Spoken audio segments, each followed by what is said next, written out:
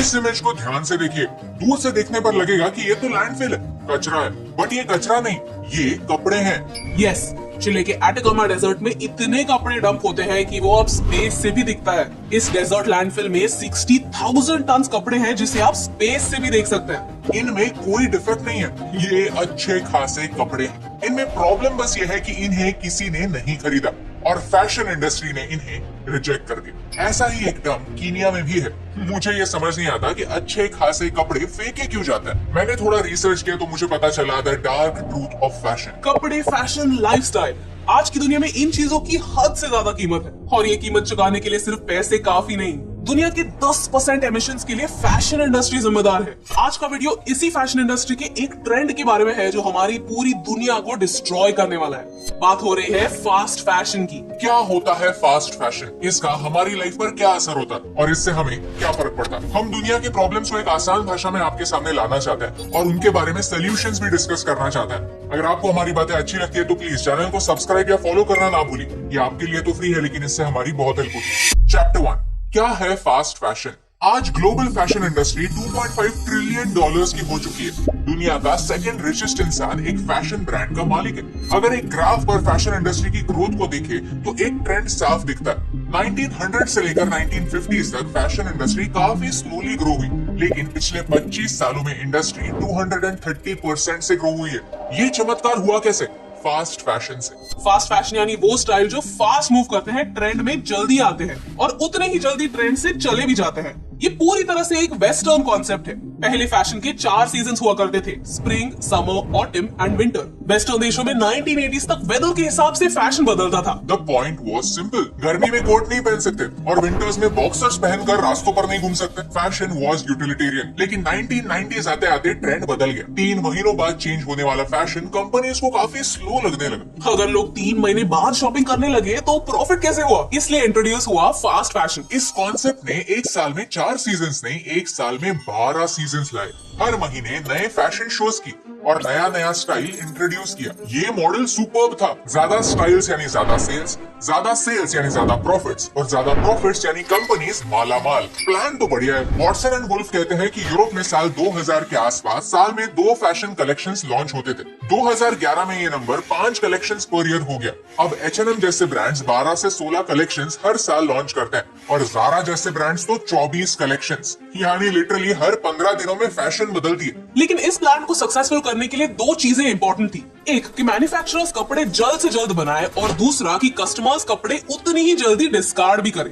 आज इस सिस्टम की वजह से एक एवरेज अमेरिकन हर साल 30 किलोग्राम कपड़े कचरे में फेंक देता है। एक और स्टडी कहता है कि एक एवरेज अमेरिकन साल में 68 गारमेंट्स खरीदता है। हर साल 92 million ton textile waste generate होता है, जिससे 1700 टाइटैनिक शिप्स भर जाएंगी और ये कपड़े कचरे में फेंके जा रहे हैं। इसलिए नहीं क्योंकि वो खराब है, ये कपड़े इसलिए फेंके जा रहे हैं क्योंकि वो फैशन में नहीं है। And you know the worst part, जो कंपनीज ये कपड़े बनाती है वो इतनी इनसिक्योर होती है कि वो ये डिजाइन्स अपने राइवल के हाथ नहीं लगने देना चाहती, तो वो इन अनसोल्ड कपड़ों को जला देते हैं। कुछ साल पहले एक रिपोर्ट आई थी कि H&M, जो एक बड़ा फास्ट फैशन रिटेलर है, वो 2013 से हर साल 12 टन कपड़े जलाता है। क्यों?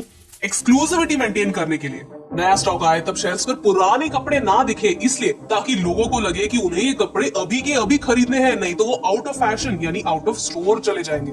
कई सारे ब्रांड न्यू क्लोथ्स भारत आते हैं सिर्फ श्रेड होने के लिए। ये शॉर्ट फिल्म देखिए, यहाँ पर ऐसा दिखाया गया है कि पानीपत में नए नए कपड़े आते हैं और लोग इन्हें श्रेड करते हैं ताकि उनसे धागा बन पाए। दुनिया में इतना सारा टेक्सटाइल वेस्ट या तो फेंक दिया जाता है या तो जला दिया जाता है। इसका पर्यावरण पर बहुत बड़ा इम्पैक्ट होता है जिसे यूजुअली छिपाया जाता है। चैप्टर 2, फास्ट से भी फास्ट फैशन। ओके, इस वीडियो के पहले चैप्टर में हमने देखा कि कैसे कुछ कंपनीज एक साल में 15-15 बार फैशन बदलती हैं, लेकिन एक कंपनी है जो इस ट्रेंड को एक और स्टेप आगे ले गई। ये कंपनी उसी देश से है जो दुनिया के सारे प्रॉब्लम्स की जड़ है। बात चाइना की हो रही है और इस कंपनी का नाम है शीन। अप्रैल 2022 में इस स्टार्टअप का वैल्यूएशन $100 बिलियन से भी ज्यादा था। 2021 में अमेरिका में ये ऐप अमेज़न से भी ज्यादा डाउनलोड हुआ। शीन का बिजनेस मॉडल क्या है? शीन एक चाइनीज कंपनी है, बस यही उसका बिजनेस मॉडल है। अगर आप चाइना को जरा भी समझते हैं तो आपके लिए शीन को समझना जरा भी मुश्किल नहीं होगा। चाइना में डेटा प्राइवेसी है ही नहीं।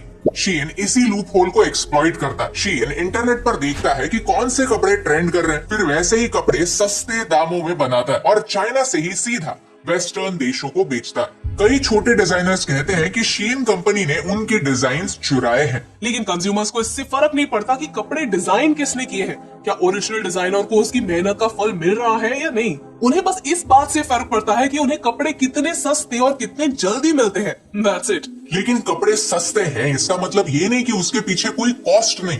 क्या आप आपके कपड़ों की सही कीमत जानते हैं? चैप्टर 3, आपके कपड़ों की कीमत। आपने नोटिस किया होगा कि पिछले कुछ सालों में कपड़ों की क्वालिटी बहुत ज्यादा खराब हो चुकी है। फास्ट फैशन वाली कंपनीज को ये पता है कि उन्हें फास्ट कपड़े बनाने हैं, टिकाऊ कपड़े नहीं। कपड़े लंबे टिकेंगे तो फिर आप उन्हें जल्दी बदलने की सोचेंगे नहीं। फास्ट फैशन कंपनीज ने सोचा क्वालिटी कम कर ही रहे हैं तो लोगों को पता चल जाएगा, लोग हमारे कपड़े खरीदना बंद करेंगे। तो उन्होंने कहा कोई प्रॉब्लम नहीं, प्राइस भी कम कर देंगे ताकि लोगों को लगे कि इतने कम प्राइस में कपड़े मिल रहे हैं तो एक दो बार चल जाएंगे तो क्या फर्क पड़ता है। कपड़ों का प्राइस टैग तो कम हो सकता है लेकिन उसके दूसरे प्राइस का क्या। कपड़े खरीदने के लिए सिर्फ पैसे खर्च नहीं होते, पानी भी खर्च होता है। फैशन इंडस्ट्री दुनिया की second largest water consuming industry है। फॉर एग्जांपल, एक कॉटन का टी शर्ट बनाने के लिए 2700 लीटर पानी खर्च होता है। ये उतना ही पानी है जो एक इंसान 2.5 साल में पीता है।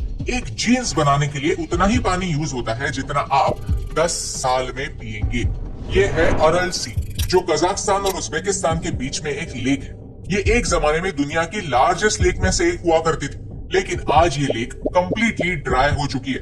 The reason is fast fashion. Cotton एक वाटर इंटेंसिव क्रॉप है, एक कैश क्रॉप है और कॉटन की खेती करने के लिए यहाँ के सारे पानी को इस्तेमाल किया गया है। कॉटन एक काफी नॉटी क्रॉप होता है, उसे वार्म कंडीशंस पसंद है, सनशाइन पसंद है, इसीलिए गर्म एरियाज में कॉटन बनता है। लेकिन at the same time cotton को बहुत सारे मॉइस्चर की भी जरूरत होती है, तो गर्म एरियाज जहाँ पहले ही पानी की कमी होती है वहाँ कॉटन बनता है। यहाँ चाइना के बाद इंडिया नंबर 2 पर आता है। सिमिलरली कॉटन तो व्हाइट होता है लेकिन आपके कपड़े अलग अलग कलर्स में आते हैं। कपड़े बनाना एक हाईली पोल्यूटिंग स्टेप होती है जिसमें वॉशिंग, ब्लीचिंग, डाइंग ऐसे कई सारे प्रोसेसेस होते हैं। डाइज हमारी दुनिया के लिए हानिकारक क्यों होते हैं? एक छोटा सा एग्जांपल देती हूँ। पानी के नीचे एक इकोसिस्टम होता है, पौधे होते हैं जिन्हें मछलियां खाती है और छोटी मछलियों को बड़ी मछलियां खाती हैं। कपड़े धोने पर आपने ऑब्जर्व किया होगा कि पानी कितना डार्क हो जाता है। अगर यही पानी बिना किसी प्रोसेस की वाटर बॉडीज में गया तो ये काला पानी वाटर बॉडीज को भी धीरे धीरे काला कर देता है, जिनसे सनलाइट प्लांट्स तक नहीं पहुंच पाता। प्लांट्स फोटोसिंथेसिस नहीं कर पाते और प्लांट्स की संख्या कम हो जाती है। प्लांट्स सिर्फ मछलियों का खाना नहीं होते, वो ऑक्सीजन भी देते हैं।